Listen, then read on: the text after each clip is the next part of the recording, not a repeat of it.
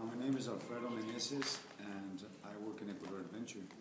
I am a lead guide for the Galapagos Islands. We do multisport, and my main recommendation to people to go there is, first of all, keep hydrated because it's a very hot and warm place and we're doing lots of activities. Second of all, be aware of the equator sun. It is very strong. Remember that the rays fall directly on you and you really have to wear good sunblock, especially those white skins that are not used to it. And probably the third tip is I want to keep you all healthy as we go on this trip, nobody to get sick. Do not wash your teeth or drink tap water. The water in the Galapagos is sometimes brackish. We have mixtures. So let's try to keep fresh water, bottled water. This is what we drink, spring water. And even for brushing your teeth, be very aware of this. And also where you eat, please do not eat on the streets.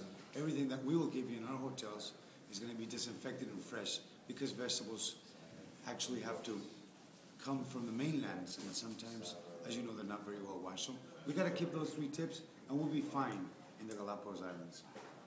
Hi, I'm Dave Wiggins with Widness and Wiggins PR. We do travel PR for extraordinary outfitters.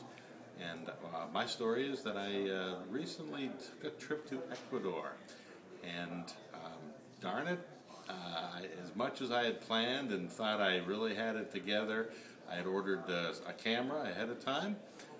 My son also, luckily enough, we got his passport in time. But my camera didn't show up, and so I went on the trip and I didn't have a camera to capture all the great images. Luckily enough, though, being an adventure travel trip and the great bunch of people I was with, everyone was just so sharing and said, I'll send you a disc of photos and whatnot. So in the end, I ended up with more photos probably than I ever would have taken for myself, and I was in them, which is very nice because when you're taking pictures, you're never usually in the photos. So I guess my tip is to really plan, to have a checklist.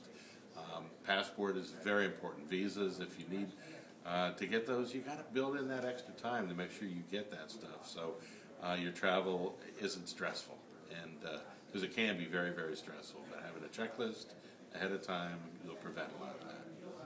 So I went to Otavalo in Ecuador, and one of the things was that there was very cool handmade products like textiles, like satchels and hats. And I guess one little tip would be, I wish I would have bought definitely more of those, but just definitely make sure to zip your pockets and keep a good eye on your belongings, just because you want to watch out for pickpocketers. I'm Peter Grubb, founder of Row Adventures, and my tip for Ecuador would be, when you're in cities there in particular, you need to be careful of petty theft. When you're walking around, look like you have a purpose where you're going. I always like to carry a decoy wallet in my back pocket that has expired credit cards and a few bucks, so that if I do get pickpocketed, they feel like they got something when they didn't really get much. So that's a good trick.